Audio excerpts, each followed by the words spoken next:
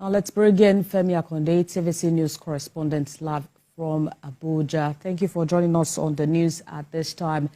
It must have been a pretty long day for you.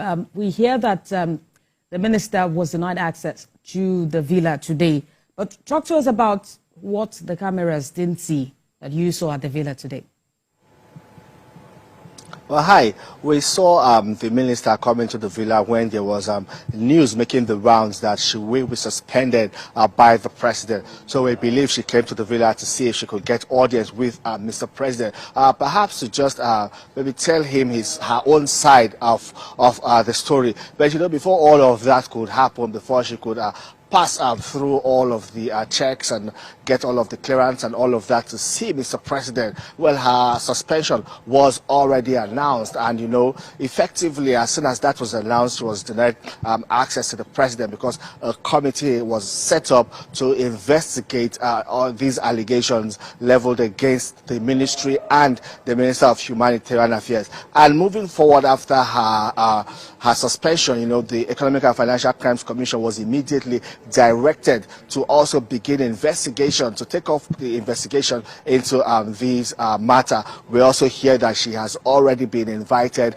by the Economic and Financial Crimes Commission. So as soon as we discovered she was denied access to see Mr. President, she then had to leave the villa. Of course, she then had to leave the villa, escorted by some people out of the villa, and eventually left the whole premises. But for now, we do not know if she has indeed proceeded to the office of the Economic and Financial Crimes Commission or what next.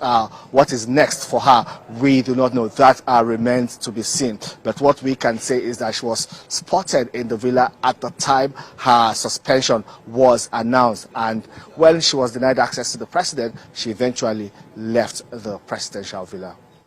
Well, Femi, since this issue will not be ending anytime soon, with our invitation by the EFCC to their office. But then, while speaking with the presidential spokesperson at 3, he mentioned that the president was keen on making sure that they get to the root of this matter. So what do you think we should be expecting in the coming days as regards this issue? Well, we expect a thorough investigation from both the EFCC and other committees set up by Mr. President to look into this matter. The report will still go back to the table of Mr. President. The buck stops on Mr. President's table. The findings of this investigative committee, the President will be the one to act on it. I know the President also has also been firm on insisting and on emphasizing that his government, his administration, will not tolerate corruption. He has been around the world talking to investors, persuading investors to come into the country to invest, and he understands that investors also need to see that seriousness on the part of the government to see that indeed the country is free of corruption, to see that government officials appointed to execute the plans and policies of the Bola Tinubu administration are also serious at carrying out that task. The president understands all of these, and that is one of the reasons why it has become expedient for him